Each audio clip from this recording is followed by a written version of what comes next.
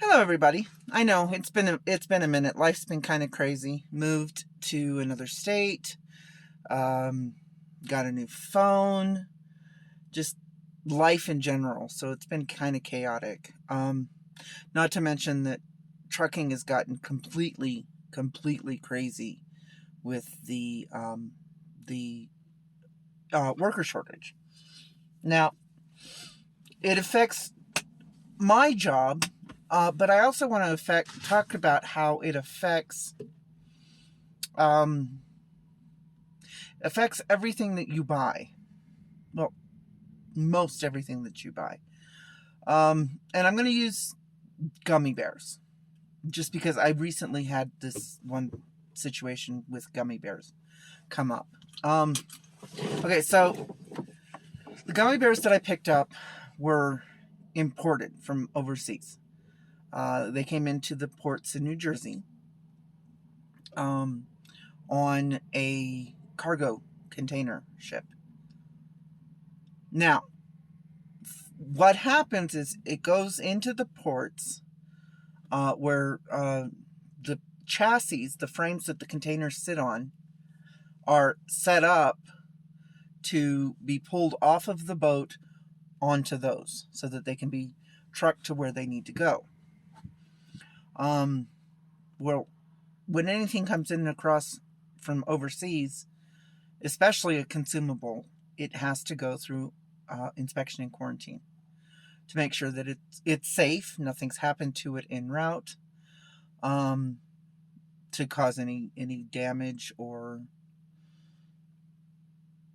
infection or anything like that, just to make sure that it's safe for consumables. So it has to go through an inspection and quarantine process.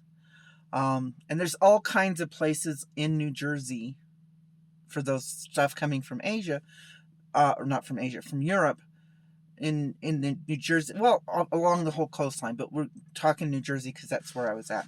But there's all kinds of warehouses in New Jersey made for, bringing that stuff in, holding it for the inspectors to come in, and then when it's past its quarantine period, shipping it back out. Now, the place I went to pick up these gummy bears, actually, I think it was gummy worms, but either way, the place when I went to go pick up is this huge warehouse in New Jersey. It takes up about a half a mile of the street, with doors on both sides. It's technically 3 buildings. It's so big, it has 3 addresses. Okay. Now, because of the worker shortage, and these are union jobs, so you can't say it's because people don't want to work these jobs. These are high-paying union jobs in New Jersey, and they're still having a worker shortage. So, because of the worker shortage, it's taking longer for the boats to be offloaded. Not just because of the worker shortage, but also because of the COVID concerns. Everything needs to be cleaned down. There's more distancing between workers, so that slows things down. Plus, there's not as many workers that are working the docks, so it takes longer and longer for these ships to get unloaded. Now, for example, in LA, the docks areas for the stuff coming in from Asia are so packed that they're filling up the overflow where people can anchor offshore. There's no more anchoring spots. There's like 30 ships that are coasting, just floating off the coast of California, waiting for a place to anchor in. So by the time something comes into the coastline, to the time it gets to the docks to even think about being offloaded, right now it's an 8-day delay. And they can't even start the quarantine process before it hits the dock. So there's also that delay too. So, okay, so you've got the delay of offloading the ships. There's a trucker shortage as well. So it takes a while to get the trucks. They're backed up. So for trucks to get it from the docks over to the warehouses where they get quarantined and inspected. There's a shortage of the warehouse workers, so that the docks are taking forever to offload. and they're also taking forever to load the trucks. Now, when I went out to New Jersey, I had a 4 p.m. appointment. Now, I showed up early because I was empty. I didn't have anything to do. There's not a whole lot of places to put a truck in New Jersey. I figured, okay, I'll check in. So I went in. I checked in about 12:30. That was not because of the size of this warehouse and the way everything is set up. It took about 2 hours to get fully checked in. And then once I was checked in, I was told to pull off to the side. They took my phone number. They'd call me when they had a door for me. Okay, not a problem. That happens a lot, especially with the COVID. They don't want their drivers waiting around inside. So you go out to the truck, you hang out. But at least I'm in line for a door.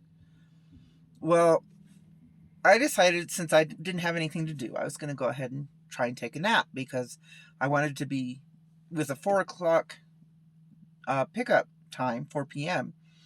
I didn't want to end up having to drive 3, 4, 5 hours and only 4 or 5 hours and stop for the night.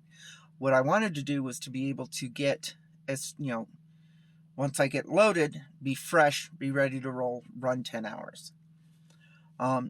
But my sleep kept getting interrupted because there were so many trucks there that I kept getting knocks on the door. Hey, can you move? I need to get that trailer that you're blocking. And at one point, it got so bad that the police were called because all the trucks that were waiting to get a door to get loaded were taking up every available spot, and there were 35 trucks out on the street blocking traffic. So Port Authority was called. It's because it was near the ports, so it was their jurisdiction, so Port Authority ended up being called. They threatened to shut the place down because it was a blocking traffic. It was a fire hazard. If there was a fire on the docks or anything like that, fire patrol couldn't get there because of all the traffic. So they rearranged everything, had us go into an area that normally the over-the-road truck drivers don't go. And they said, we'll call you when we have a door. So I went there and I waited and I waited. And finally, when the sun went down, I was like, okay, you know what? Screw this. I'm going to go to sleep. And again, I kept getting woken up. Hey, I need that trailer that you're blocking. Do you mind moving for a little bit? So I was asleep technically, but I kept getting woken up multiple times. So I wasn't able to get any decent sleep. And I didn't hit the door until 7 o'clock the next morning, 6 or 7 o'clock the next morning. By the time I got out of there, I was leaving 16 hours after my appointment, and I was exhausted. So what I did is I got myself out of New Jersey into Pennsylvania and went to sleep. Now, this pushed me a day late for the delivery because of the delay in New Jersey. So the worker shortage in New Jersey caused me to have to reschedule the delivery. Now, the place that I was delivering to has a rescheduling fee. So if I have to reschedule, then there's I think it was $200 reschedule fee. And if I'm late for an appointment on top of that, there's additional fees on top of it. And I don't know what that is because I wasn't late with my new appointment, but I did end up having to pay the rescheduling fee. Now, I didn't pay it directly. The company did. But the company is going to go back to the person who booked the load and get them to pay it, which means that the person who booked the load is basically the buyer. So they're charging us, but we're going to charge them back the fees. Don't understand why, but what all that does is it increases the costs of getting the product from the docks to the shelves. And there's all kinds of delays already, so it's not as fresh as it could have been had there been full staffing at all locations.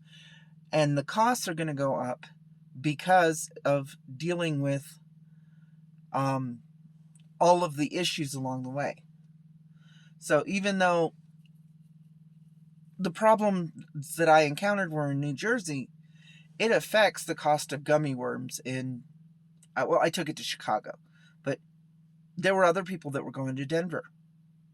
So gummy worms our prices are jacked up all over the country because they're coming in off of these boats in New Jersey, and New Jersey doesn't have enough people.